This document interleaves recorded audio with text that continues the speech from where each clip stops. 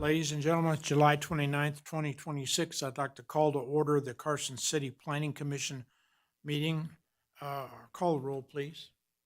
Chair Borders, Present? Vice Chair Cron, Here. Commissioner Brooks, Here. Commissioner DeChristopher, Here. Commissioner Peterson, Commissioner Preston, Commissioner Pizell. Here. A quorum is present. Thank you. Commissioner Brooks, would you lead us in a pledge, please? Sir. I pledge allegiance to the flag of the United States of America and to the republic for which it stands, one nation under God, indivisible, with liberty and justice for all.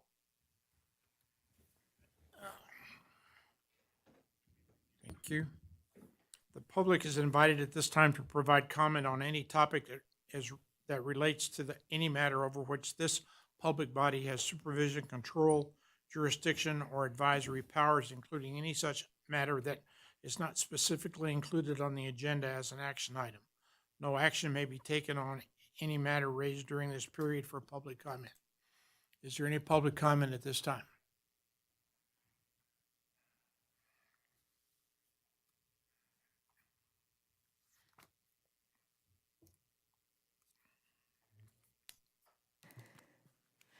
Thank you very much, Denny French. If someone could keep an eye on that clock for me, I found that it's been a trigger for me and some of my anxiety, so thank you. And just let me know when my time is up. I can bow away pretty comfortably. Okay, first thing on the line is that there was a meeting at 1:30 today that I wasn't able to get to. And the conclusion on that I had a lot of questions, so those have to come later. But just for the understanding better of the suggestion on 3A. And so the next thing that I have is that I was reading the school board agenda, and in it, they suggest that they will name the people that have sent in public comment if it's on time and it's present for your ability to have read, that you would then name them, not necessarily get into the complete statement.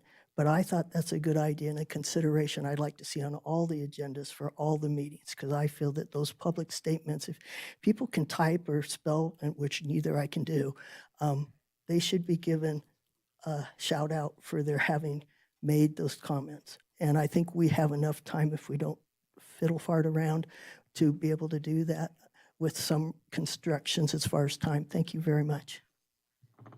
Okay. Is there any other public comment at this time? Okay. Item 5A for possible action, approval of the minutes of June 24th, 2026. The minutes are in your package. Are there any additions or corrections to the minutes? Hearing none, can I have a motion to accept? Yes, I'll move to approve the minutes of June 24th, 2026. All right, motion by Commissioner Pizell. Is there a second? I'll second. Commissioner Cron seconds. Any further discussion? All in favor say aye. Aye. Aye. Opposed, no. Are there any abstentions? I abstain. Commissioner DeChristopher. Yeah, thank you. And Commissioner Brooks? Yes, sir, I abstain. All right. Trying to remember if I was at the meeting. The motion carries. 3 votes. I think, yeah, we had 3. All right. Item 6A, discussion and possible action regarding condition of approval concerning a landscape and wall plan associated with the application from LC Cochise LLC for a tentative subdivision map for the 50-lot single-family residential development on a site zoned retail commercial located on the southwest of the intersection of Cochise Street and West Overland Street. Parcels number APN 009-26705 and APN 009-26713. Recommended for approval by the Board of Supervisors at the June 24th, 2026 Planning Commission meeting. Heather.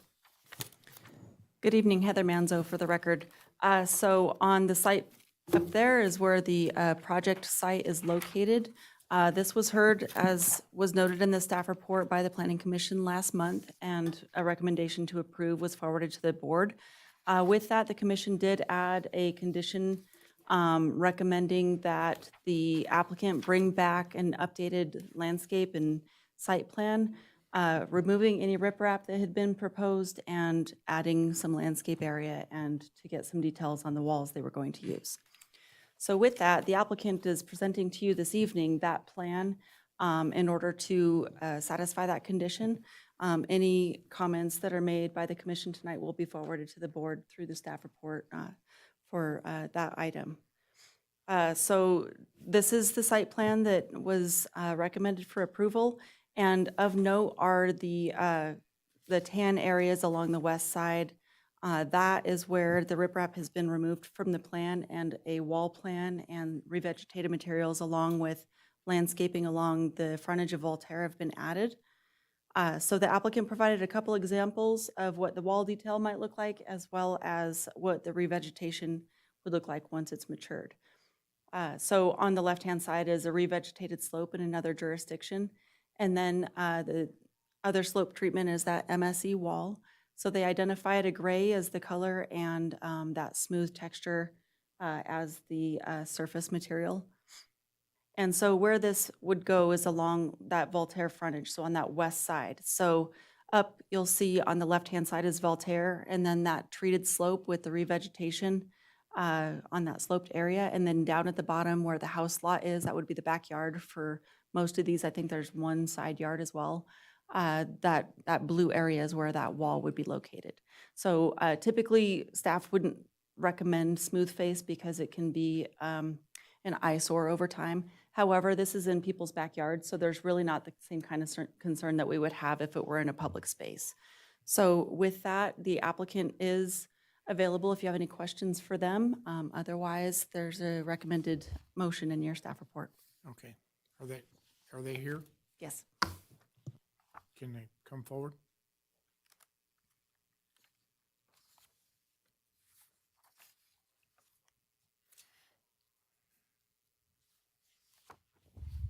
Thank you very much for being responsive. You're welcome. Good evening. For the record, Ken Crater with Crater Consulting. Yes, hopefully what we provided satisfies the concerns of the Planning Commission. And one thing I do want to point out is that the good thing about this site is Voltaire Street, which is the highest street above the western property line. All the drainage that comes down onto Voltaire will be captured in a storm drain line and piped down to Overland Street. So the only water that flows on that 2-to-1 slope will be rainwater that hits it. So that greatly decreases the chances of erosion. And so I personally love the idea of doing the re-veg. It's going to cost more money over time because of the maintenance, but it's going to add a lot more value to the project because it's going to look a lot better for the residents and the community. So other than that, I'm here to answer any questions.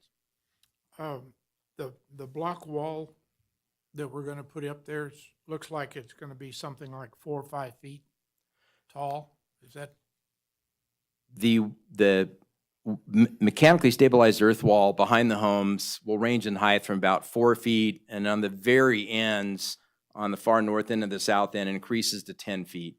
So it is a tall wall, but we're going to use a block that has some texture to it, some color, and we've used this on multiple projects. In fact, I used this on a project in Reno where we had a series of 3-step walls, and I just got the comments on how good the wall looked. Do you need to do tiebacks with a wall like that? Yes, that will require tiebacks for that wall. Okay. But it's great soil. It's all structurally sound, so there won't be any issues as far as the stability of that wall.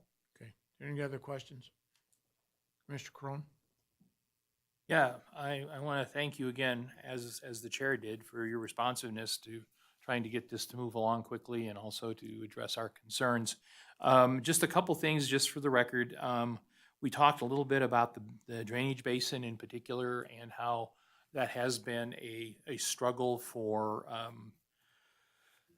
getting something implemented that looks nice. Mm-hmm. And so what I see here is we're looking at 2-to-1 planted slopes, common area landscaping. So you're looking at doing something visually aesthetic around the basin at this particular point. I mean, we haven't got a detailed landscape plan, but conceptually, that's what I'm reading from this, and I just want to make sure that is your vision as well. That is, yeah. We also eliminated the riprap around that area, and those slopes are much smaller. And again, The only water on those slopes will be when you have the storm event within the basin or rainwater. So. Okay, excellent. And then just to be sure that I understand, so you're talking your MSE walls are all behind the residence on both the west, north, and south side, and they're using your keystone walls between the residents? Is that how I'm understanding how that works? Yes, the only real structural walls, again, is just what you said, the west, the north, and the south sides and the backyards of the residence home. And Overland Street will be higher. The folks that live on Appian will be higher. So this is basically cut into that slope. So the only people that will really see that wall are the residents themselves when they're looking into their backyard. And there'll be landscaping, right, trees Right, to screen that, so. That's how I'm interpreting the plans as well. So the other question along Cochise is that there's another retaining wall. Is that your keystone wall, or is that another MSE wall? That will be a CMU wall, but again, we'll use decorative block, colored, textured, and there's roughly a 10-foot landscape strip along there that will have pretty significant landscaping to screen that wall over time.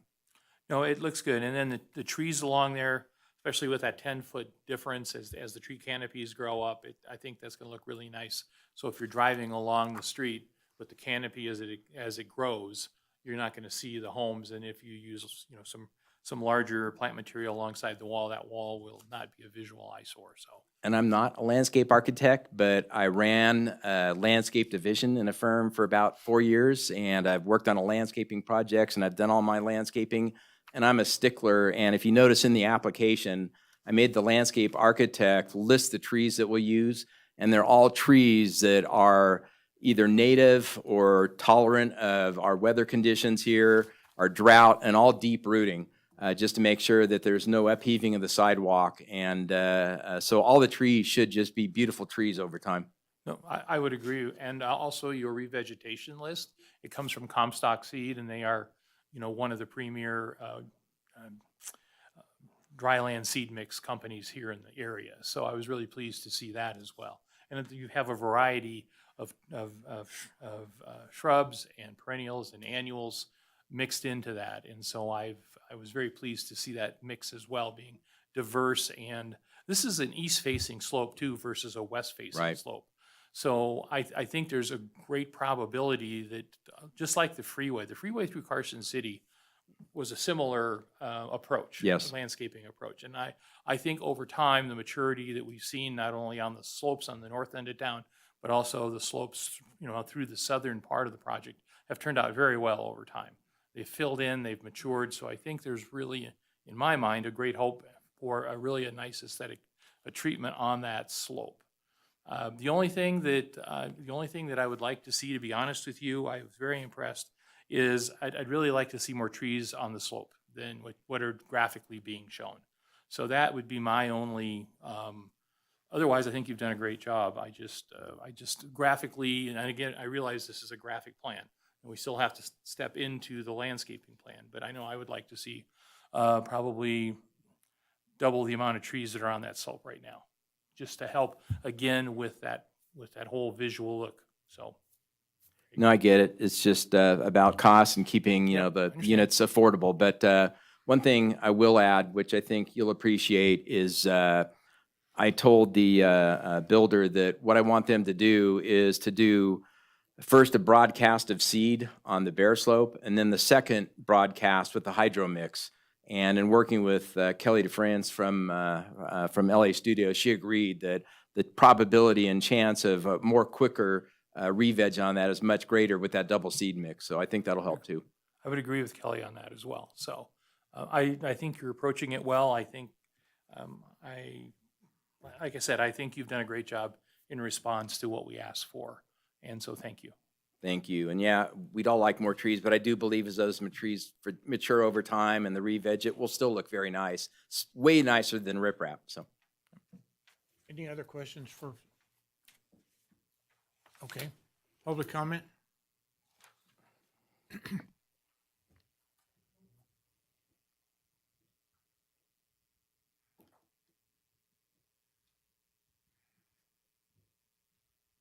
Denny French, thank you. I've been opposed to this from the start because I felt it should stay with basic development of the consideration without any changes of course, I can look down and not see what I wanted to say, but the main thing is, I didn't want the change on that. I didn't want housing in there, and then if it was, I didn't want it to be rentals. So that's my main objections, but I did have problems with the parking and the lack of accessibility to the neighborhood from the side streets and parking. But one of the things was that he covered everything that you asked for, and I'm really pleased with the pictures that he provided, gave me a good visual on it. I've done pretty good homework. I looked at the minutes from the last meeting, and one of the things that you really emphasized were those darn riffraffs. And I think that's so great because I thought riffraff were people or behavior, and it's the stone. So every time you said that, I was wondering, I finally asked. Anyhow, I appreciate all of this, but I am opposed to it for those reasons, and then also the traffic that I feel that it will be generating, and also the destruction of an area that I felt would have been perfect to be considered as part of the migration for specific species, and so that's gone, and that the further development in that area will limit that even more. I also, well, I just have a personal thing. I like seeing the pictures, I like seeing all of this, but I just don't have, you know how you just have gut feelings? The detention basins have been lessened in depth, and I'm not sure that was a good mark, but if it takes away part of the slope, that's fine. But they really didn't depict it in any of their pictures or even the actual area. On the map, it's not really designated very broadly, and so that makes it a little harder for people to observe and then to figure it out. But I'm hoping for the best, and anytime they've done something, it has been in their past successful. I'm just very uncomfortable, and those are the reasons. Thank you. Any other comment? Okay. Guys, what's your pleasure? I'll make a motion. All right, Commissioner Brooks? I move to approve the landscape and wall plan associated with SUB 2026-0086. Thank you. Is there a second? I'll second. Commissioner Puzel seconds. Is there any further discussion? All in favor, say aye. Aye. Aye. Opposed, no. Motion carries. Thank you. Item 6B, LU 2026-0102, discussion and possible action regarding an application from Douglas Nunes? Yeah, for a special use permit to allow for the construction of a 1,560 square foot detached metal accessory structure to be used for storage of personal items and a recreational vehicle with a cumulative square foot totaling 115% of the size of the primary structure on property zoned single-family 1 acre located at 6220 Capitol View Drive, parcel number APN 010-181-13. One Heather. Heather Ferris for the record. All right. You will. 1 minute. No, in a few minutes, but you can sit there. All right, well, we'll help you. Go All right. ahead. Heather Ferris for the record. The subject property is zoned single family 1 acre and located on the west side of Capitol View Drive, just north of Clearview Drive. The applicant is proposing to construct a 1,560 square foot detached shop structure. The primary structure is a single family residence and it is 2,520 square feet in size. That's including the attached garage. And there are existing accessory structures on the property. So these structures include a 160 square foot patio cover, a 200 square foot storage shed, a 120 square foot storage shed, and an 864 square foot detached garage. With the proposed accessory structure, the total square footage of all accessory structures on site will be 2,904 square feet. Per the municipal code, accessory structures totaling more than 1,000 square feet and more than 100% of the square footage of the primary structure require approval of a special use permit. In this case, the total accessory structures are 115% of the square footage of the residence. There are 6 findings of fact the Planning Commission must make in the affirmative in order to approve a special use permit. Staff has made all findings and is recommending approval subject to the 7 conditions of approval, which are included in your staff report. If you would like to go over any of those findings, I'm happy to do so. The applicant is here and I'm available for questions. Okay. On the plans, Heather, it shows that the driveway that will go into this is not part of this permit. Is that, do we care? In other words, he's showing that there'll be an asphalt driveway, but it's not, it says proposed on his plan. Right, so they'll have to get a building permit and that would be part That'll of the be building part of permit. the building permit? Yes. Okay, and that's fine. That's all I have. Any other questions for staff? Commissioner Pizell? Thank you. Heather, will there be, or do you know if there's going to be any electrical or plumbing connections to this detached accessory structure? I'm filling in for Lena. I don't believe there is, but I think the applicant can confirm that. Okay, thank you. Okay. Oh, just one second, we'll get to you. Any other questions for staff? Okay, Commissioner Brooks? The engineering division commented that the driveway cannot be installed as shown. I'm interested if you and the applicant have had discussions about that, or if there's a plan for addressing that. Thank you. Stevens confirmed that. Okay. All right, now, sir, you are the applicant? Yes, I am. All right, there are 7 conditions of approval. Are you familiar with them and do you accept those? Okay. And I guess you all have worked out the driveway thing? All right. What about other utilities in Well, as of right now, there's not going to be any electrical in the building because I have to do a service change with NV Energy. Right now, the power lines are overhead, and I propose to put the power lines underground and put in a new 200 amp service because the length of the power lines right now will not accommodate a 200 amp service. So right now, the main house only has 125 amp service, which is not enough. So okay. that's where I'm at with the power right now. There's not going to be any plumbing in there. Okay. Is your neighborhood on city water and sewer? You don't have to keep pressing it. Oh, okay. I didn't know that. I was There just you go. reading it. It's city water, city sewer. Okay. Any other questions for the applicant? Nope. Okay. Any public comment? All right. Make a motion. Ma'am? Thank you. I move to approve special use permit LU 2026-0102 based on the findings and subject to conditions of approval contained in the staff report. Okay. I'll sec, oh, go ahead. Oh, no, okay, all right, Commissioner Crone second. I'll settle that. Any further discussion? All in favor, say aye. Aye. Aye. Opposed, no. Motion carries. Thank you, sir. Okay, thank you. You did well. Thank you very much. Yeah. Well, the neighborhood's very pretty. Yeah, it is. Oh, the whole house, yes. You might. Oh, yeah. We'll do it. If we had a catalog that gave an illustration of what we as planning commissioners would like to see with this type of a special use permit, I think that would be in the catalog. It's just beautiful. They've done a very nice job. Okay.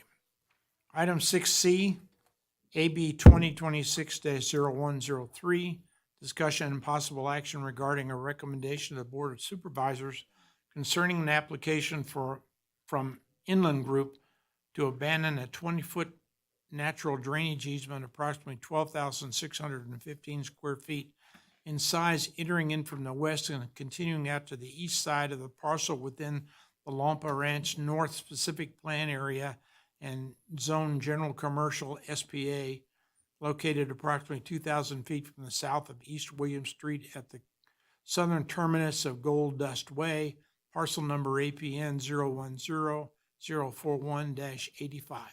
Heather. Thank you, Heather Manzo, for the record. So the Planning Commission saw a special use permit for development of this property a few months ago. As the applicant has moved forward in design, they discovered that there's an existing drainage easement on the property. And actually per NRS, drainage easements are treated like right-of-way when they're requested for abandonment. So that's why this is before you this evening. And so this would be a recommendation going forward to the Board of Supervisors on this requested drainage easement abandonment. I pasted in the applicant's site plan because it's not a straight line, and so it was easier to do that than to draw it myself.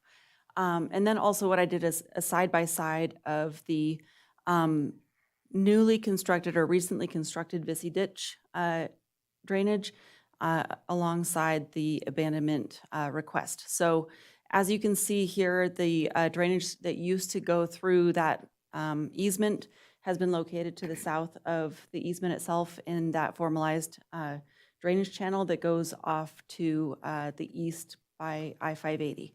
So this is no longer necessary to carry any flow. And so staff is recommending that you recommend approval to the Board of Supervisors on this. And I'm happy to answer any questions you may have. Thank you. The use of the term natural drainage channel or easement connotes other things. It would be better if it just said drainage easement. That may be my guess, as this is an older map. Okay. Are there any questions for the staff, our staff? Yes. Heather, if you could help me in my memory, what was the name of the project that we approved? It was 4 or 5 months ago that we approved the project. What was the name of it? Do you remember? Well, Affinity is the applicant, and this was for the 55 and over apartments. Okay. And the duplexes as well. Oh, that's right. Thank you. Are there any other questions for staff? We don't need the applicant if they're here. Okay. Are they here? Yes. Do you have something you'd like to say? No. I don't want to say anything. All right, yeah. No, Stop. I'm just here, I represent, I'm the surveyor. Thank you. All right. Any other comments? I'd like to make a motion. Please do, Commissioner Pazell. I move to recommend that the Board of, What? Oh, excuse me, you're Wait, right. I'm sorry. My Hang bad. on. Public comment. You didn't raise your hand, Denny. I didn't see you. I'm sorry, I probably didn't. Denny French, thank you very much. Looking at all that paperwork and having such little discussion is a little scary for me because I didn't read all that material. And I'm thinking a natural drainage way has been how we've gotten into so many problems here. The natural has not really wanted to stay where we'd like it when we do our development. And so I'm curious as to how come there are so few questions with so much literature about it. Thank you. Okay. Commissioner Pazell. Thank you. I move to recommend that the Board of Supervisors approve the abandonment of the drainage easement based on the findings and subject to the conditions of approval contained in the staff report. There's a second. I second. Commissioner DeChristopher, thank you. Any further discussion? All in favor, say aye. Aye. Opposed, no. Motion carries.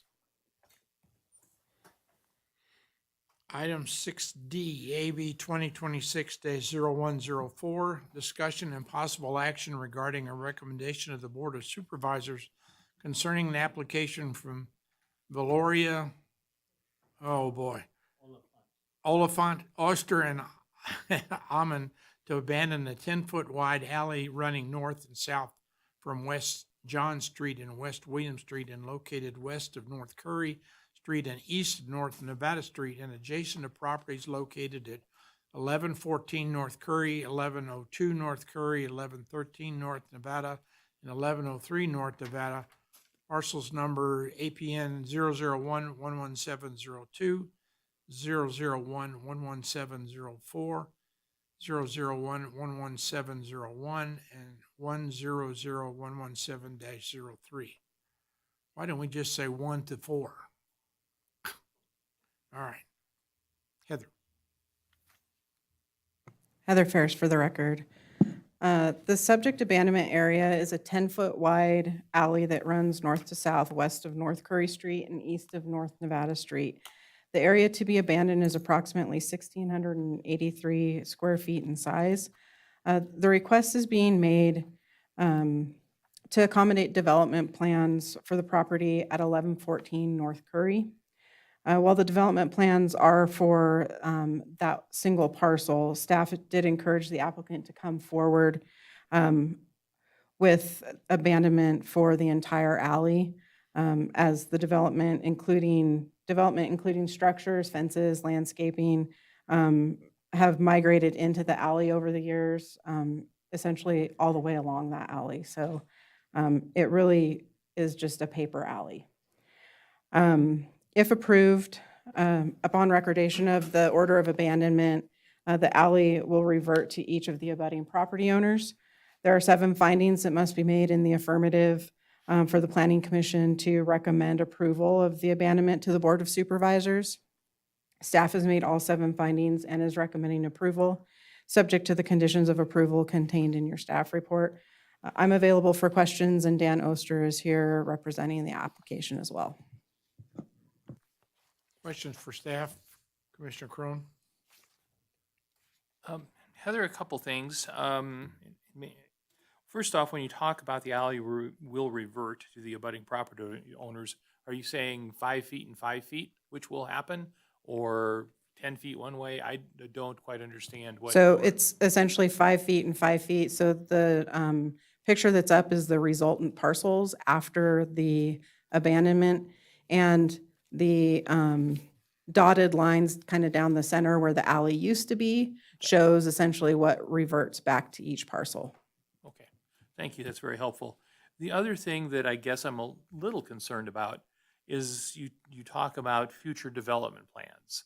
And yet this alley, as I understand it, is also going to be, or is currently, has a utility, a public utility easement over top of it. So, and my understanding is Nevada Energy has lines in there or stuff in there.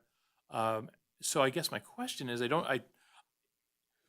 one there at the north end, there's some buildings on top of this easement or this alley. And then they're talking about developing, they need to get rid of this because of future development. But if you have a public utility easement, can you be building on top of a public utility easement?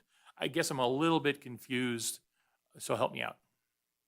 So I've had this project has actually gone forward to HRC, so I understand what their development plans are. And it wouldn't be to further encroach within that alley area. Essentially, they would be looking to connect the existing house to the carriage house garage. So that would all become one structure. As far as the NV Energy facilities, they would be required to reserve an easement to accommodate those facilities. So they're currently working with NV Energy to establish where that easement needs to be. And no, they would not be able to construct within a utility easement. So the existing, while there's not existing utility easements there is existing facilities, and we will, before the abandonment records, have appropriate easements established for the existing facilities. Okay, I was just concerned. At least I was having trouble sorting through what was happening. So, but, all right, thank you. Mr. Brooks? Thank you, Mr. Chair. Heather, what was the extent of discussions with other property owners, and did they have any concerns, or did they enthusiastically sign off on this? So I don't know if the applicant has reached out directly to property owners. We are required by NRS to send notices via certified mail requiring signature. We have not received any comments at all. Okay. But you have received the signatures? Yes. Okay. Thank you. Heather, the lot on North Nevada and West Johns, the one with all the buildings on it, it looks like that second part of that building is encroaching in the setbacks and is also on the lot next to it, 02. Yeah, so there's existing on 1114 North Curry and on the parcel ending in 01. There's essentially garages side by side there, and they've been there for years. And yes, they do encroach into that alley. Oh, I see. They're both encroaching. Yes. I thought that was one building encroaching into the other lot. No. Mm-mm. Okay. All right. The applicant's here? Oh, I had one more question for Oh, staff. I'm sorry. Go No, ahead. no, that's fine. So you're asking us tonight, based on the staff report, just to abandon the alley, and any type of easements that need to be negotiated with NV Energy, and as far as that public utility easement, that's going to be taken care of between NV Energy, the applicant, and the city to establish that PUE through there. Is that right? Right, so kind of the order of things is your recommendation on the abandonment will go forward to the board. The board, assuming that they approve that, there are 4 conditions of approval that the applicant will need to meet prior to that order of abandonment recording.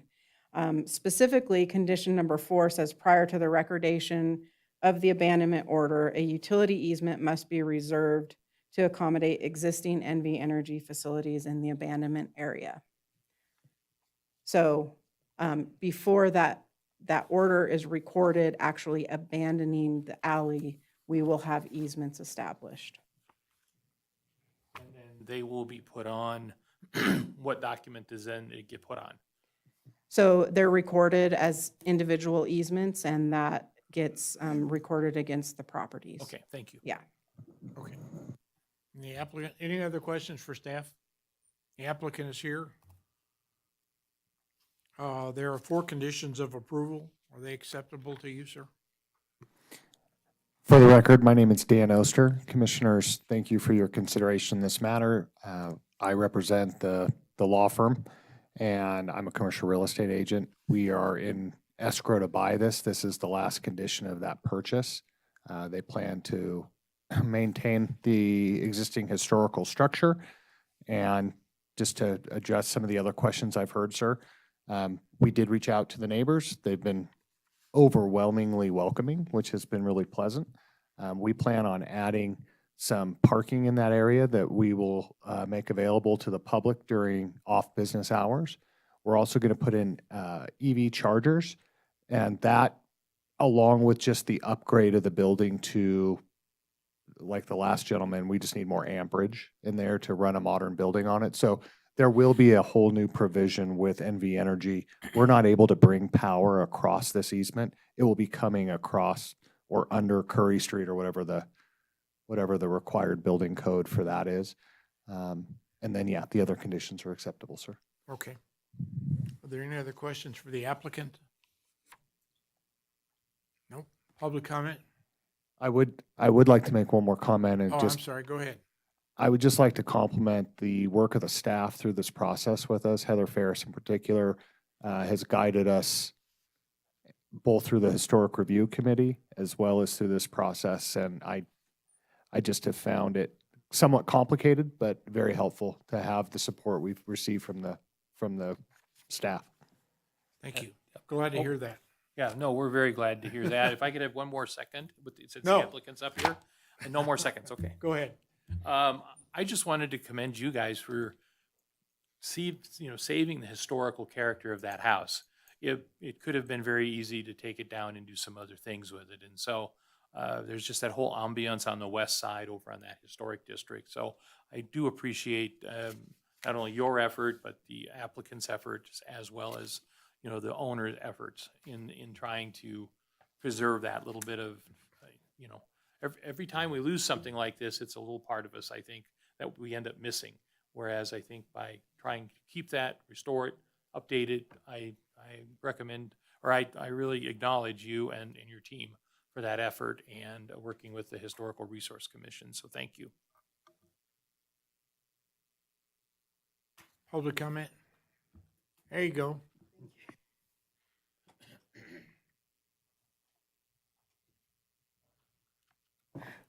I'd like to ditto Chair, Board Member Kern's suggestions about preserving that area. The first I've heard of the electric car hookups, though, for that area and the parking considered. I was going to question if any of those individuals that lived in the other 2 or 3 houses had access in and out of their backside properties for utility use or whatever, and would that still be maintained as open? And would the property doesn't go to one of those owners, it's either left like it is or it can be developed? Is that my understanding? With the easement for the NV Electric. Also, the electric vehicle studies I've been doing, and you don't want to hear about it, but the main thing is you've got to really watch out with the heat considerations and the facilities next to those charging ports and such. So there are some considerations that maybe for the homeowners in the future to look at, but that, again, I have some reservations. But gentleman that just left for the other deal, just to throw it in, he advised me that waterway is actually a channel now. It's not a free-flowing natural. It's been civilized. And so for the future development, that's what he wanted to make sure that was set forth. Thank you very much. Any other public comment? All right. Please, sir. Commissioner Brooks? I move to recommend that the Board of Supervisors approve the right-of-way abandonment based on the findings and subject to the conditions of approval contained in the staff report. Thank you. Is there a second? Second? Commissioner DeChristopher, thank you. Any further discussion? All in favor, say aye. Aye. Opposed, no. Motion carries.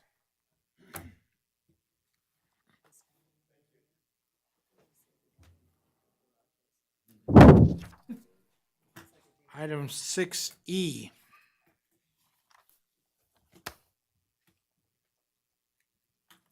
Sounds like we've got Ode to Joy playing for us.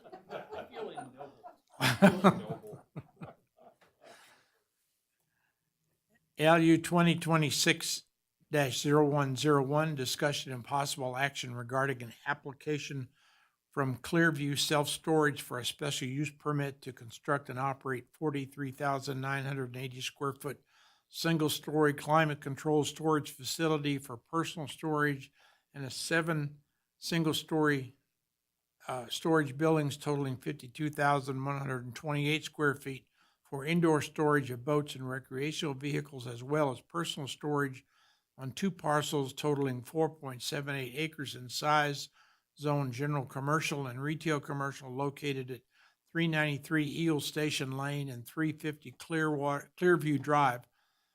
APN's number 009-125-20 and APN 009-125-21. Heather. Heather Ferris again for the record. So this project should look familiar. It's for personal storage behind the JCPenney store.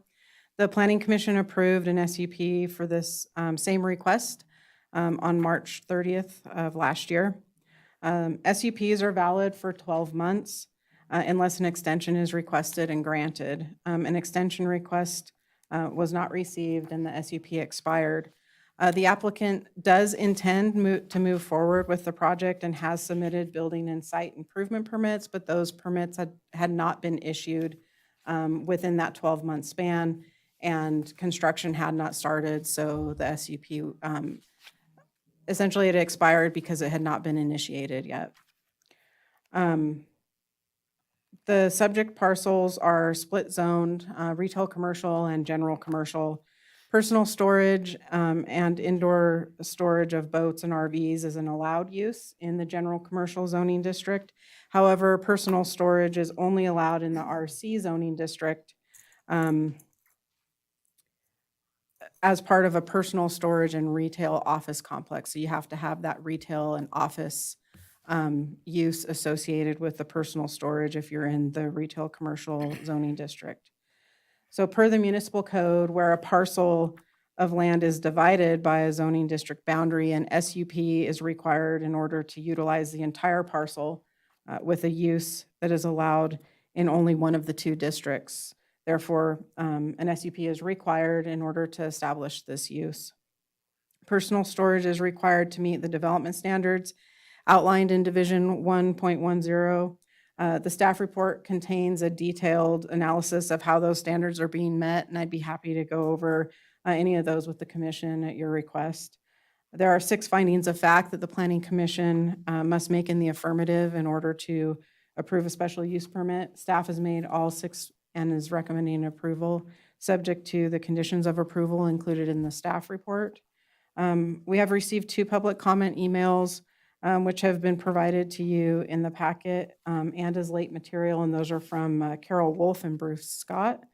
I'm available for questions, and Dalen Roth is here representing the project. But before I pass it back to the chair, I want to pass it over to Stephen. He'd like to address some of those comments that we received in the late Okay. material. Thank you.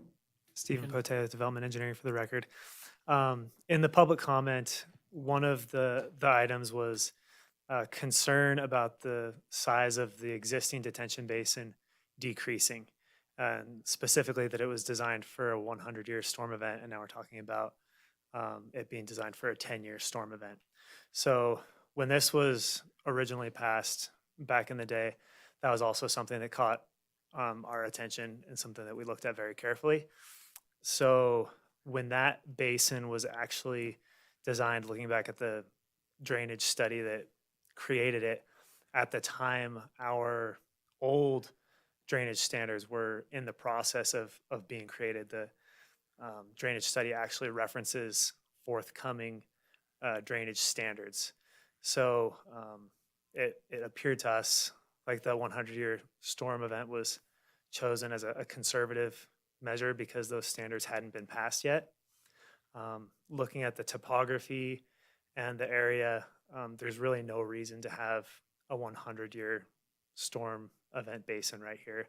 That's the type of thing you'd expect for like a regional basin where you have other natural drainages flowing into it, but with it only serving the existing developed area there to the west, it really just doesn't make sense.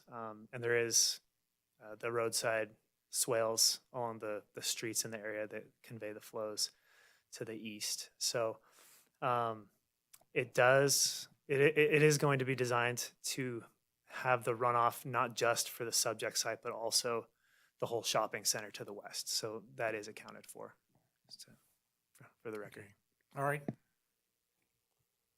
The other thing, Heather, is because of this is split zoned, is this an item that we would consider in one of our annual updates to either consolidate the zoning or, the land use on the master plan, or We certainly can, yes.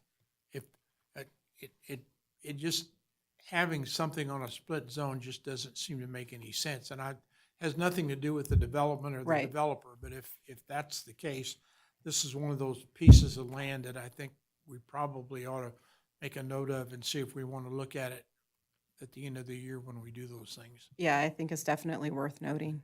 Okay. Are there any other questions for staff? Oh, boy. Commissioner Brooks. Thank you, Mr. Chair. Given the situation where this property was originally floodplain drainage looked at for a 100-year standard because standards were being developed, it's forthcoming, is it safe to say that other properties in the city have been through this cycle? They were originally developed for a more conservative standard, and then the standards were put in place and a future use of the property didn't necessarily require that. I'm just trying to get to whether the member of the public who submitted his comment, I'm trying to get to whether this is a unicorn situation or something the city has encountered before. Yeah. Based on my experience, it is a bit of a unicorn. Typically, Okay. prior to those drainage standards, you just didn't see any drainage improvements or basins or a drainage study. And then afterwards, everything was designed to a 5-year storm event. Okay. 5-year rather than 10. Correct, yeah. The standard today is the 10. Okay, Commissioner Crone. Yeah, Stephen, so how does that affect on the plan, the size of that basin? Does the basin shrink? Can they put more buildings there? What if, because like you're saying, you're responding to the comments that Bruce Scott submitted. And all of a sudden, are we looking at maybe a different plan now? If that huge 100-year detention basin goes to, even a quarter of its size. And I'm not saying it would, but if it shrinks, how does that impact? And probably from a use perspective, it really doesn't. But that we're talking about here with a special use permit. But from a site plan standpoint, how could that potentially affect the site plan layout, Yeah. if at all? Good question. So the proposed basin is smaller than the existing basin. So that did shrink in its footprint. And that's represented in the plan that's before you tonight. Okay. So that's the final design there. All right, thank you. And this plan didn't change from the one from a year ago. No, there's no proposed changes. Okay. Mr. Pozell? Thank you. Stephen, can you talk a little bit about condition number 8 and the discussion in the staff report about the earthquake fault that bisects the property?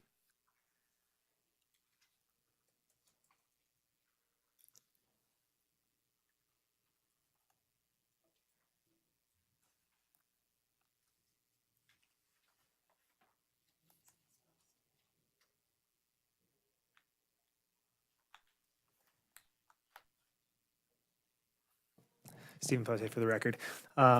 So that condition was actually met when they did their site improvement plans. So we had an original approval. They were going through their site improvement plans. They submitted an addendum to the geotechnical investigation. We left that in there in case plans changed for whatever reason, or we wanted to make sure that that condition was in there. To give you an explanation of what's going on there, the USGS creates maps that show earthquake fault lines. There's one on this site. And so 2 things that are taken into account are the age of the fault line, whether or not it's a threat, but also typically buildings that are not regularly inhabited don't have the same safety regulations that like an office space or a store or a residence would have. So for storage facilities, typically they can be a lot closer or on top of a fault line. Thank you. Is the applicant here?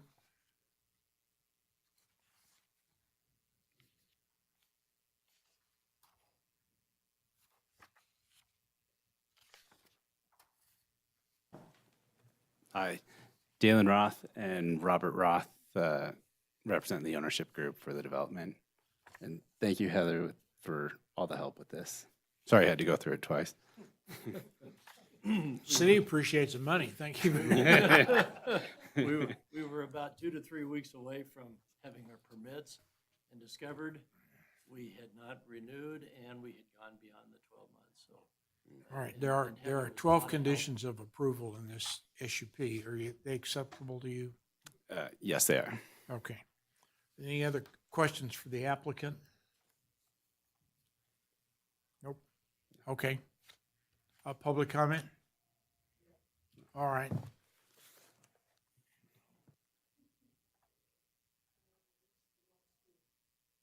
you all can come up and take your place and sign in.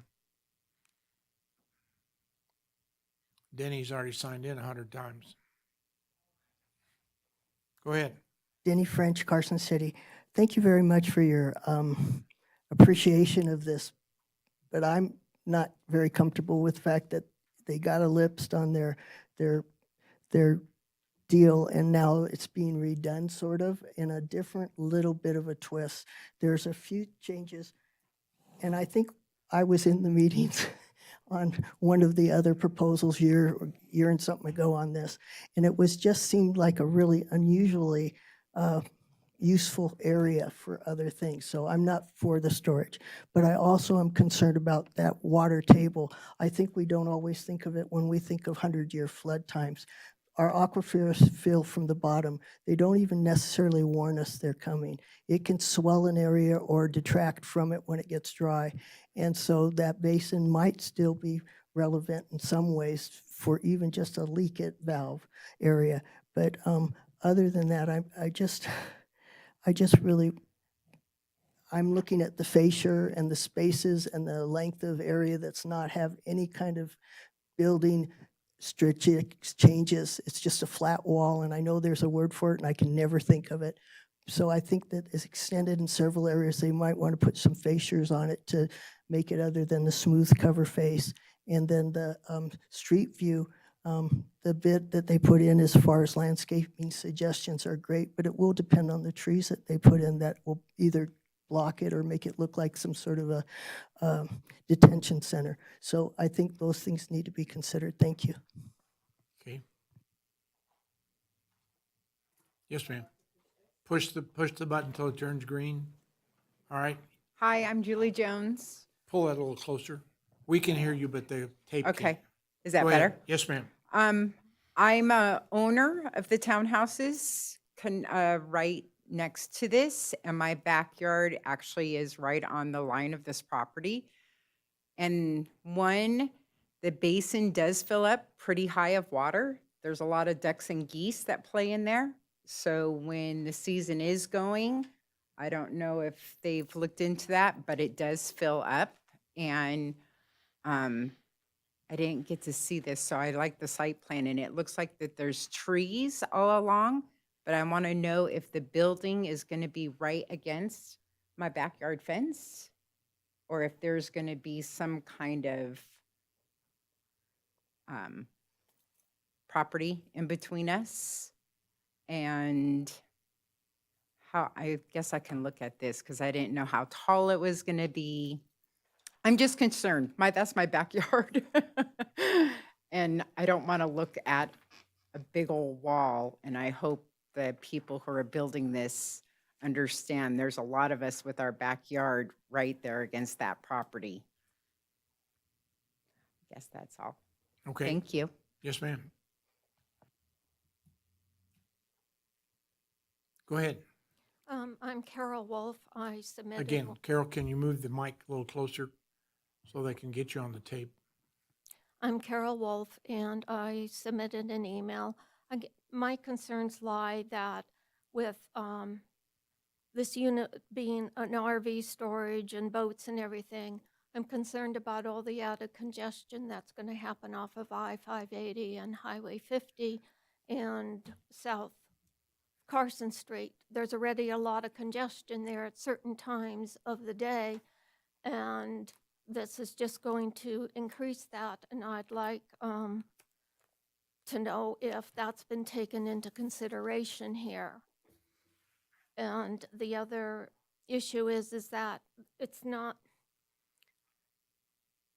the board has been very complimentary of other things that they've approved, saying they appreciate that they're trying to retain historical value in homes and everything. Well, what about some of this, preserving some of this land? Deer are in there and all other kinds of wildlife, and why do we need another storage unit and taking that away from us? Do we have to have wall-to-wall buildings? Why can't we preserve some of this nature that we have in the city and make it a more appealing area? I just wanted to voice those concerns. Okay, thank you. Heather? Okay, so to respond to Ms. Jones, I was just looking to see if I could tell how tall the buildings were. Dalen may know that information off the top of his head.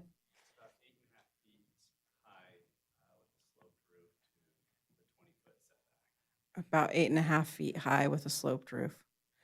And there's a 20-foot setback. So there is a buffer between the residences and the structures, and that buffer will contain landscaping as well. Just, I think I'm on here. Just, we're keeping all Can of you the identify existing. yourself, please? Oh, I'm Robert Roth. Thank you. Yes. And we're keeping all of the native natural trees that are there as much as we can. And the water retention basin will also be part of that extended buffer, and a good part of it there, separating it from the townhouses that are on the other side. So I mentioned that that one comment from when they were talking about the townhouses. And also we'll be doing quite a bit of landscaping, which is all drawn on the plan. So, yeah. Okay. And this is Dalen Roth. And as far as the traffic, we've had a trip generation letter, parking studies, everything. Self-storage is one of the least traffic impactful uses of commercial out there. Okay, thank you. Heather, you have anything else? I don't have anything else. Okay. I had a couple things, if I could. Okay. Just kind of following up on that. Regarding the trip generation, just to kind of drill down a little bit more on that concern. When you talk about your letter, and I would agree that a facility like this is not going to generate something as would be a high-density residential development. So, but from a trip generation standpoint, what are we looking at? One of the questions I always give to Stephen, and probably drives him crazy, is that if I were to stand on that corner, how many cars would I see go by in an hour? Because again, sometimes these traffic reports, it's difficult for me, as well as other probably laymen, to figure out what this actually means. And so if I were to stand on, let's say, just one street, let's just say Clearview, and watch cars go by, how many more cars would be added to the existing traffic on Clearview as a result of your development? And I don't believe I have the trip generation letter in front of me, but the highest peak hour trip generation was 10 vehicles per hour. So that would be an additional 10 cars. If I was standing there on the corner, I would see an additional 10 cars above whatever the traffic is at that particular point. They expect 10 cars to be going on to the highest peak hour, 10 cars going on to that parcel. So roughly in an one hour. car extra every 10 minutes. Something, yeah. Is that fair? I 6 know. minutes, I think, yeah. Yeah. It would be then. Is that right? No, it'd be, anyway, something, so it's a fairly, I guess my point is, it's a fairly minimal amount of traffic that is going to be added because of your development. Correct, yeah. It's Yeah. one car every 6 minutes. Thank you. Sometimes the math gets away from me. And I'd like to add, self-storage is always deemed as a quiet neighbor. It's a very quiet, versus for a commercial use. There's not much noise or anything like that with self-storage. And as long as you're up here, the other question I would have is related to the landscaping.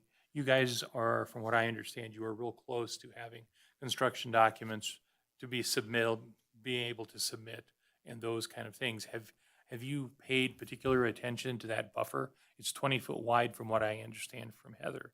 Have you paid attention to that concern that I think is a legitimate concern from the neighbors about how are they going to have a visual buffer between them and your development?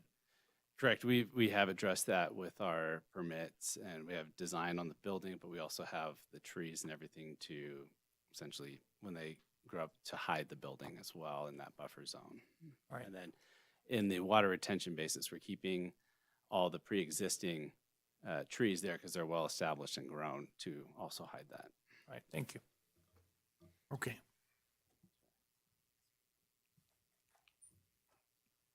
Any other comment? All right, I'd like to make a motion. go ahead, Commissioner Brazel. I move to approve LU 2026-0101 based on the findings and subject to the conditions of approval contained in the staff report. All right, seconded by Commissioner Brooks. Any further discussion? All in favor, say aye. Aye. Opposed, no. Motion carries.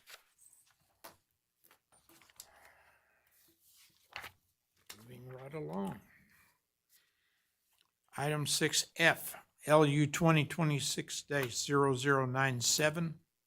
Discussion and possible action regarding an application from Outfront Media for a special use permit to retain an existing billboard on a site zoned general commercial located at 2400 East William Street, APN 002-10501.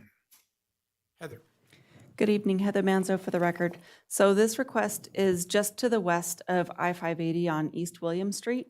I noted where the billboard is located on the site in red. So this is one of the billboards that's been in place for a really long time, and in previous years, code requires that this come before the Planning Commission every 5 years to reapprove existing billboards. In past years, that has been done on time. In this case, the 5-year mark was back in March of this year. So this approval has expired. However, in doing a review of our current code for billboards, this billboard, if we're presented to the Planning Commission as a new billboard today, meets all of the code requirements, including downlighting. So I did drive by the site today just to confirm that there was shielding on those lights, and it is indeed shielded. So the lights are downlit onto the billboard and not spreading off the property. So staff has recommended approval of the request with 9 conditions of approval. The applicant is present if you have any questions for them, and I didn't receive any public comment on this item. Thank you. Okay. Heather, I know we thought we had assigned this for review by staff and not by us, but apparently that didn't happen in somebody's review of Title 18 or whatever happened. But since this is a new application, and I know in the last couple of ones that we have done for lighted billboards, we've also asked them to turn their lights off at 1 a.m. and not turn them back on until after dawn or dusk. So it'd be 1 a.m. to dusk as a condition of approval. I'd like doing that. I think I'd like to continue. So I'm going to recommend that as an addition to item number 9. Is there any other questions for the staff? Just, yeah, I have one. Go ahead. Just following up, is the reason that it's coming to us, because you're right, a lot of this was supposed to be administratively handled, is because it's a new application? Is that part of the reason it's coming? Staff approval got fixed somewhere along the way. Oh, okay. Heather Ferris for the record. So with the update to Title 18, Division 4 in the development standards was not touched. And that's our sign standards. Because it's a much bigger project to bring that into compliance with federal law. So that will be handled, but we didn't make any changes at this point. Okay. Is the applicant here?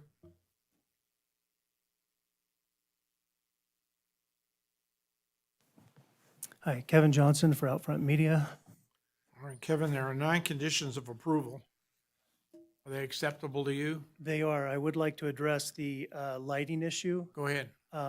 Historically, there was not a restriction put on this. It's in a commercial area. There's no housing around it. There's no real trespass into anything with those lights remaining on past 1 o'clock, and our clients pay for that service to have the lighting on through full darkness, so we would like to have that taken away if you could, and allow all-night lighting on that. It is down shielded, it projects down onto the sign. The sign historically has been there for many years. It was relocated to that property through a deal with Caltrans and the city when I believe it's a hospital project went in. Caltrans? Yeah. Oh, I'm sorry, NDOT. I'm from California. That's okay. So I'll turn red now. So through NDOT and the city, when the hospital went in at the north end of town, we lost some billboards in the area, and the deal was to relocate to this. And that restriction wasn't put on us then, and I would appreciate it if it was not put on us now. The reason for the late submittal was I either missed or did not receive notification that it was coming due. But also when I got on this and started to work through it, the property owner had passed. So I had to go through the process of tracking down who was now going to be in charge of signing that, because we have to have property owner signature for the application package. So that took some time as well. So the package did come in late. And then it was further late by trying to get a check from my company. So All right, we're 5 years from now, put a thing in your calendar. if I am still with the company, I will do that. No, I appreciate you listening to my excuses. Okay. You know, Caltrans might hire you with the PR you're giving. I fit right into their mode. Well, the reason that I suggested the time frame is because after 1 o'clock around here, there's not many people on the road. And it was just light pollution is light pollution is light pollution. But I can understand what you're saying. Yeah, there's so much commercial activity in the area with the casino across the street, the big commercial stuff along Long and William and Humboldt, that there's so much lighting in the parking lot to begin with. This really doesn't create that much more light. Okay. Any other questions for the applicant? Public comment?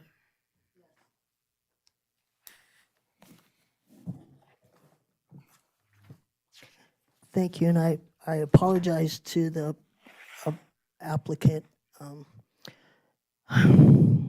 Billboards were on your list quite a few times when I've gotten to meetings. You gave certain places a certain amount of years to decide not to have them anymore.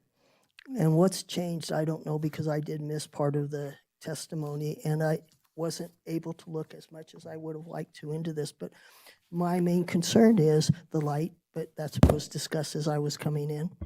The next thing is, wasn't there a sunset time on certain billboards? And didn't we reach that at this point? And aren't they exceeding that by putting in to ask for more time? Did you give them 5 more years before they get rid of them? Or are they going to have mobile lights or flickers or different changeable signs, which are similar to what you have in front of the library or in front of the community center here? I didn't hear that. So I'll catch up with you all about that later. But my thing is, I just want to understand if there was a mistake on my part thinking that those billboards were going to be discontinued at some point, and that each person that you talked to during those billboard talks were told that. And I don't remember the dates, and I don't remember the considerations completely, but they didn't want to cut people off from the finances they were getting for renting in. They didn't want to have people lose the advertisement for their own businesses. So they took that all into account and gave them a certain amount of time to make other arrangements. So what changed? So that's my perspective on that. And it would be great if someone could help me with just a few minutes explanation. Thank you. Okay. Any other public comment? Okay. I'm not real hard over on whether it stays lit or not, but Discussion? discussion? One of the things, and I certainly appreciate the applicant's point of view, but one of the things that we need to be consistent. And I think to let one applicant have maybe a different standard than some other standards that we've set for other billboards becomes problematic. I like staff's recommendation that the sign should be, when there's no paid advertisements that aren't present, I like that the lights are off. And I think to counter the argument about the commercial use, that's where all billboards are in town. They're up and down 50, they're up and down a lot of other of our commercial corridors in town, and we have restricted the light access from, I think you're right, from about 1 o'clock in the morning until sunrise. So it becomes for me, a consistency issue. You know, is that something the commission wants to stand on? Or do we have an eloquent applicant come in and convince us that that's a bad idea? So I guess that's really what in my mind, the commission needs to decide, whether we have a consistent standard or whether we don't, so. Okay. Commissioner Brooks? Thank you, Mr. Chair. I need clarification from staff or from my fellow commissioners. Is this a policy to turn off lights at 1 a.m., or is it something we have sort of edged into as these projects have come up? Thank you, Commissioner Brooks. So that is something that we have added to some, not all, billboard renewals when they've come through. And it's almost always, if not always, been because there are residences adjacent to the billboard, and we've received public comment to that effect. In this case, we did add that recommendation for when the billboard's blank to turn the lights off, because it really doesn't impact their business model at all and their agreements with folks that have signed on to advertise there. But it's not been across the board that we've applied the turning the lights off during certain hours of the evening. And then I did want to note, it was part of the public comment that Denny provided in terms of sunsetting billboards. That is actually not something that Carson City has moved forward on. I did want to note on the record, so Denny can take a look at the staff report if he wants to, and for the benefit of other public, the Carson City Development Standards Division 4.8.3, which are noted in the staff report on page 4, item number B speaks to the permitted streets in which they're located in Carson City. So there was a point in time where Carson City did say, hey, we don't want them everywhere. We want them in very specific commercial along 50 and along Carson Street in specific locations, but they are not being phased out over time. That's not something that's in code right now. Thank you. Just as a discussion point, as a discussion matter,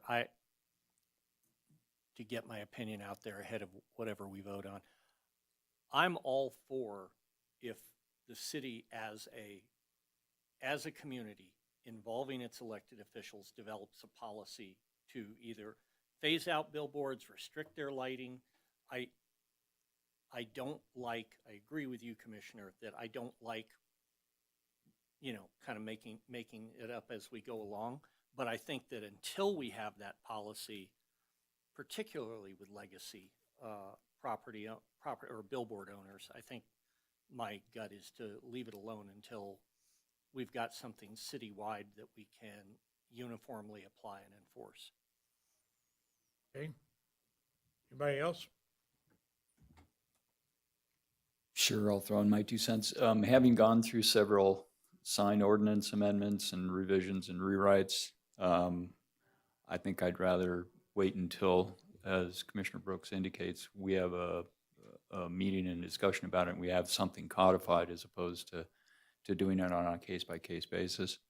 And with regards to elimination of billboards, I've worked in jurisdictions where we've tried to do that and have lost hair, as you can see, as a part of those quote-unquote discussions with the sign companies and billboard companies. So at this point in time, I'd proceed with caution.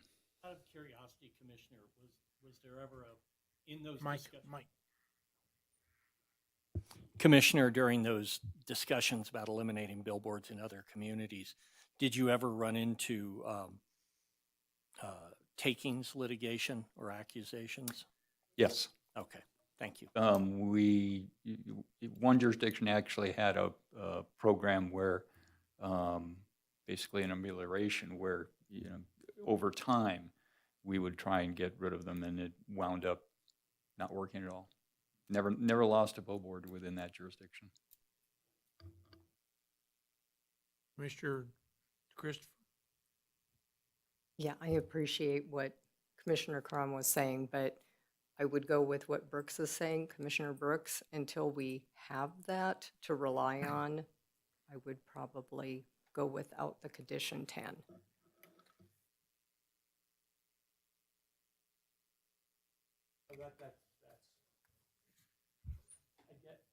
I guess for clarification is, we had talked, well, there is 9. 9 says lights shall be turned off when paid advertisements are not present. Okay, so the thought was, at least that I think Commissioner Brooks and I were talking about, was adding either an and to that or a 10th condition about limiting it at 1 o'clock in the morning to like sunrise. So I guess that's what we're discussing, whether we want to add that, or at least in my mind, we're discussing whether or not we want to So I'll add that. clarify on my comment. I would say no edit to condition number 9 until such time as we have that in Title 18. And just so you know, I did have success in another jurisdiction with billboards. We had a 10-year, they had a 10-year life. And the reason was because of the environment. After 10 years, they were falling down anyway. So they had to remove them in 10 years and then go back through the process. And that did help reduce them, but it was from a safety standpoint that we were able to do that, not because we were against billboards. So I agree with you. You have to be real careful about how you do that. Yeah, and I think you've got a lot more leeway if it's an actual, a physical potential for harm or danger, similar to blight. Yep. I think you have more leeway under those issues, but, yeah, it was brutal. Okay. All right. Is there a motion in somebody's future? I think Commissioner Crone, you and I are gonna pass. I think so too. So we're gonna go with, I move to approve LU-2026-0097 based on the findings and subject to the conditions of the approval contained in the staff report. I'll second. All right. Commissioner Buzzell gets the nod. Any further discussion? All in favor, say aye. Aye. Opposed, no. Motion carries. You're welcome. All right, last but not least, LU 2026-0098, discussion and possible action regarding the application from Switch for a special use permit to allow for the construction of a 960 square foot unmanned communication shelter and backup generator, most singularly with a utility substation on the site zone general industrial located at 4700 Gonai Street, APN 008-681-41. Heather. Good evening, Heather Manzo for the record again. So this is on the corner of South Sutro Terrace and Gonai Road, as highlighted on this vicinity map here. And I know that it's a little bit light in terms of where the parcel is and where the proposed area of disturbance is located. But the proposed project is located as close to Gonai as possible, and we'll have an enclosure fence around the improved facility. And I did want to note that applicant informed me that I mathed wrong on condition number 6. So with staff's recommendation, we would be recommending a modification to condition number 6 to 9,531 square feet. And that's based on the site plan that's in the package that's before you this evening. So with this request, they are proposing a facility shelter to house utility equipment, very similar to a telecommunications facility where it's unmanned. There's very little traffic that would come to the site aside from occasional maintenance. And so the staff report outlines the code requirements, and we were able to make all of the findings based on that. And with the recommended conditions of approval, noting number 5 speaks to conformance with the standards contained in code, and then number 6, limiting that footprint to the square footage that they've proposed for. We are recommending approval. The applicant plans to, and it's in one of the notes, it's visible when you have the 11 by 17. They have noted that the remainder of the site is to be left with the natural sagebrush and vegetation that's there now. So really the only area of development is on that east portion of the property. So staff's recommending approval of the request. I did not receive any public comment on this, and the applicant's available to answer any questions. Thank you. Heather, is the fence going to be slatted, or is it going to be clear? It needs to be screened, so I do believe they're proposing chain link with slats. Okay. Commissioner Brooks? Thank you, Mr. Chair. It's communications and utilities. Is it a data intersection, or is it for telecommunications? Or So I'll let the applicant explain what their business model is. It's not a tower. It's not the typical communications facility we see. They're actually licensed through the Public Utilities Commission, so it is considered a public utility, which is what triggered the special use permit for this use. in my neighborhood, I'm looking for that 20 gig internet. Commissioner Brazel. Thank you. You already answered my question with regards to perimeter fencing. I have a question about the xeriscape landscaping, because there appears to be some conflicting information between the application and with regards to whether or not they'll just be riprap or vegetation. You know, the area, as you can see on the map you have on the overhead, they're proposing riprap stone where the vegetation is disturbed. So I'm kind of concerned and would seek some clarification as to what they're proposing. I'd be happy to answer that for you. So part of this isn't really under the purview of the Planning Commission because there's no variance being requested. I will say that I cannot think of any time that we've approved riprap as a landscape material. And considering the conversation that was had in June, I believe that we understand the Commission's approach on that as well. Having said that, there are provisions in code that speak to several different site improvement requirements that can be reviewed by the director for a modification if there's a justification. So that's one of those things that in condition number 5, we highlighted the things that the applicant said they had a wish list on that aren't really under the purview of the Planning Commission, but do have an avenue for review.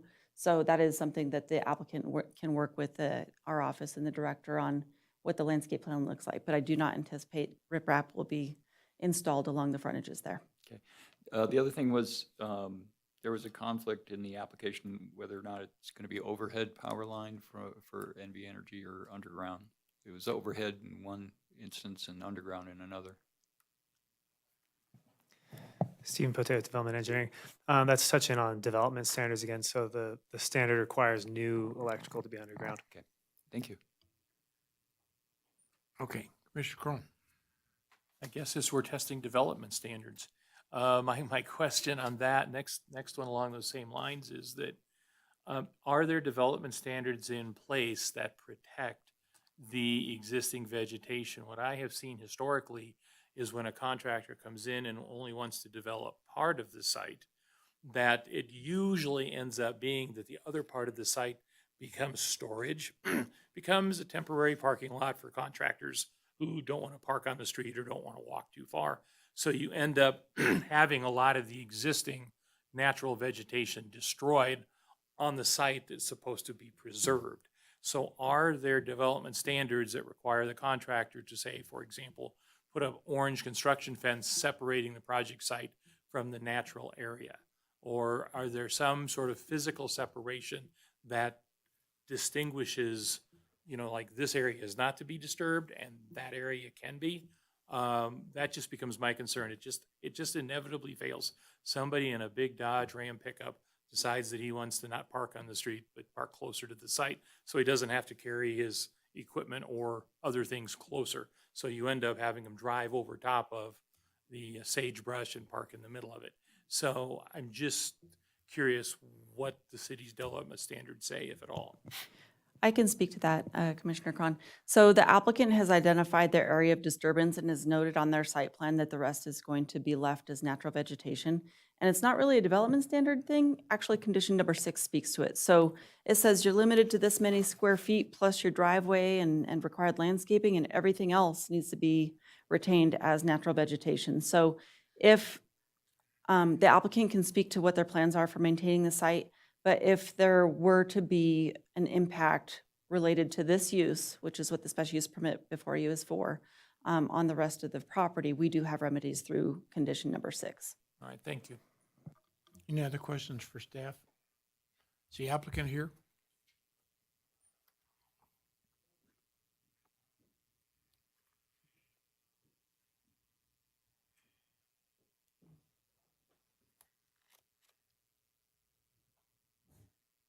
Let's see, Kerry Palmer for the record with Switch. Okay. The 6 conditions of approval, are they Yes. acceptable to you? Yes, they are. Okay. In our discussions, we're talking about slatted fences. Is that part of your plan? Yes, and I only have one, but I do have a representation of it if you want to see what we do. You give it to her. No, give it to her.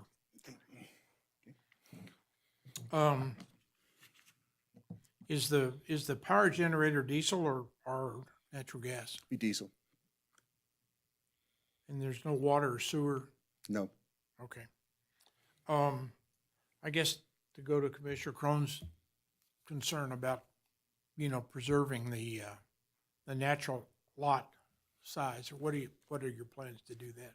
But we would do the normal erosion control, stormwater protection, so we could put a silt fence across that. Plus, if the contractor in the Dodge were to do something like drive over that, he would have to replace it and repair it, because the reason we're leaving it that way is so we don't have to clean it up later on and irrigate and do all these other things.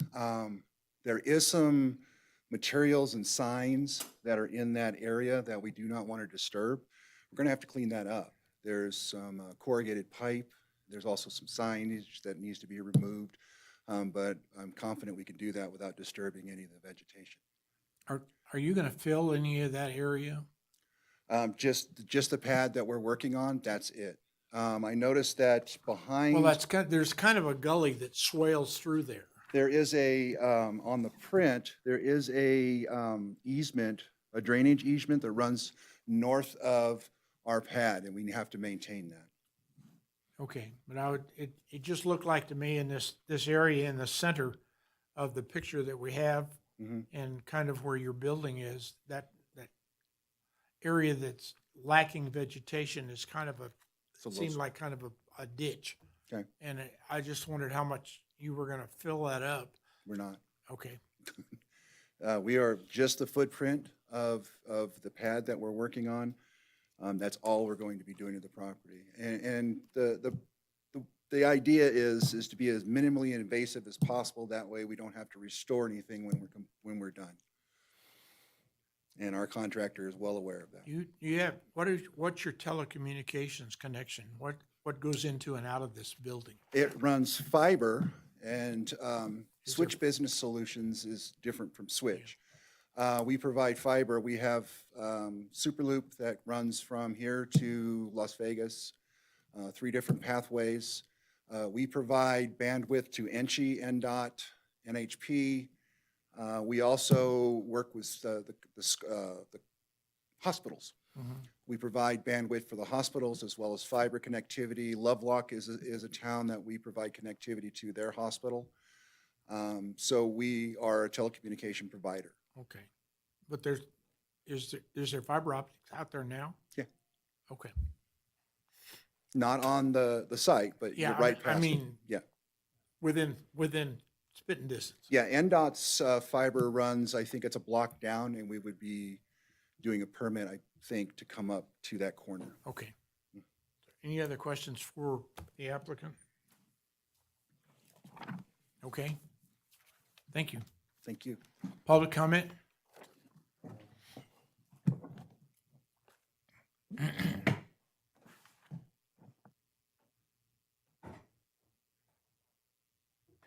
Thank you. I'm not opposed to this, I'm sorry, Denny French, not opposed to this, and yet when I was looking at the material, it threw me off because they were showing an example of the type of use this permit is, and the example was a store. So it had people coming and going and such. So I had to get back on track. The fiber part of it and the generator part of it and the unmanned is fine, but anywhere you're going to have a facility like that, you're going to want to have a restroom and you're going to want to have a facility or parking, and then you're going to want to have a traffic in and out. But if they're going to put a lot of fiber lines in, what is that going to do to the other construction or other development around it? And will that take up taking roads out or streets out or sidewalks out? And so I'm curious about how do they get those fibers to them? And then also the generator, what size it will be, and will it be running on certain times, or will it just be a backup for their power issue when our power's out or some other issues? So those are the questions. I haven't found answers in here, but I haven't been able to examine all the pages. Their site plan puts it where there are possible neighborhoods, and in fact, this was planned to be housing. And I would like to see it gone that way instead of this route. But if they do leave some open land, I'm very for it. I just have so many questions. This is a big deal. Thank you. Okay. Any other public comment? Last one, we have a motion? I'll make a motion. And I want to make sure I've got the square footage right, because there'll be a change in condition 6, correct? I don't think so. Yeah, Yes, because you that's were correct. talking about, and Oh, yes. you were talking Yes. about it changing from 7,695 to 9,531? That's correct. Okay, so that'll be the only change. So I move to approve LU-2026-0098 based on the findings and subject to the conditions of approval contained in the staff report with the change to condition 6 in the square footage, changing it from 7,695 square foot area to 9,531 square feet. Okay. I'll second. Seconded by Commissioner Pazell. Any further discussion? All in favor, say aye. Aye. Opposed, no. Motion carries.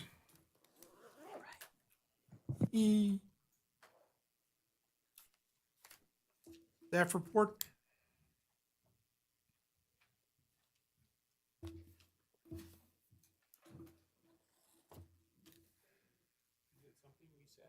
Yeah. See that?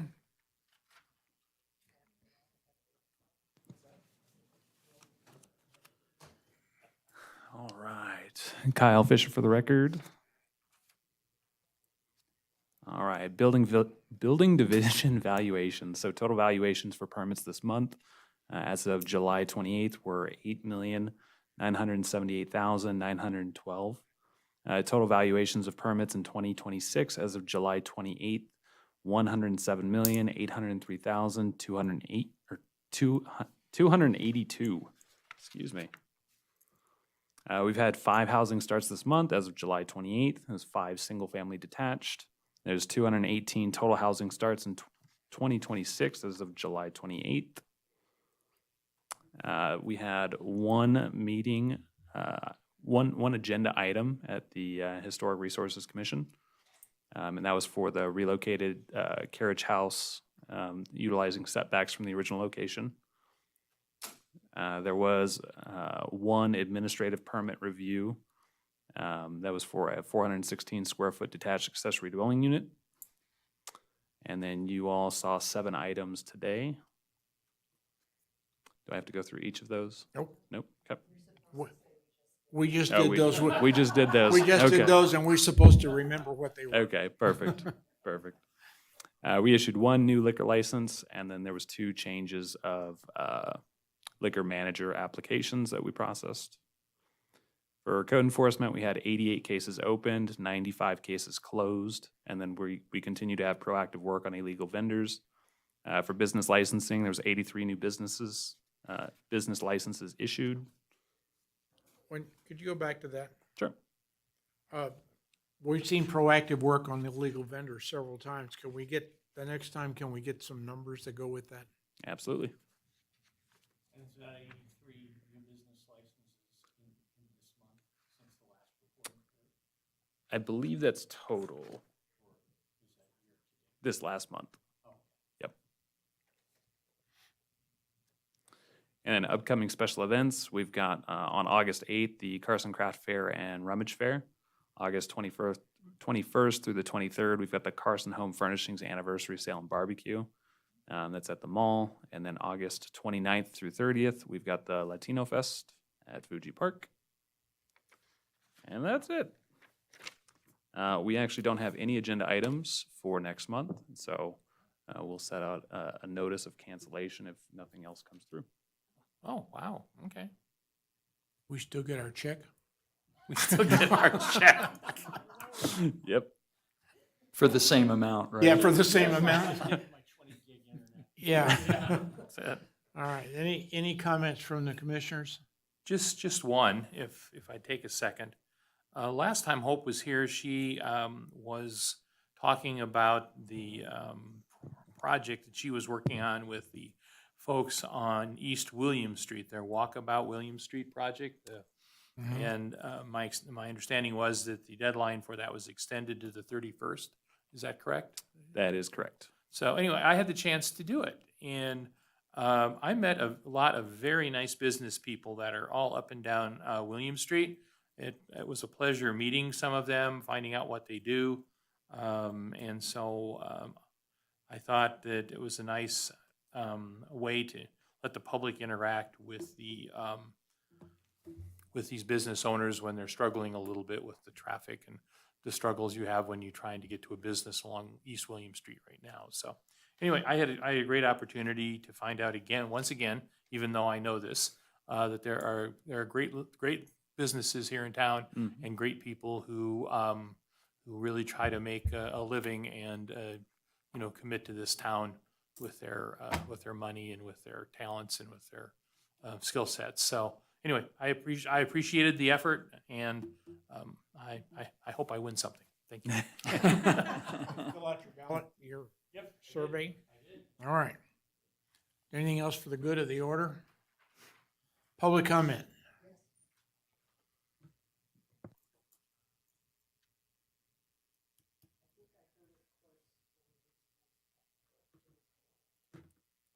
Denny French, Carson City.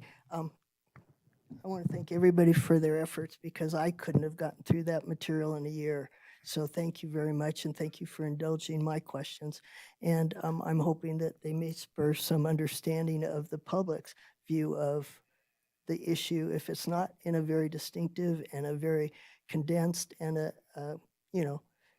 quantum-sized type situation, we're going to miss a lot. So if you can bullet point certain things for us, it would be helpful for me personally. But I also want to bring up the deal on the short-term rentals.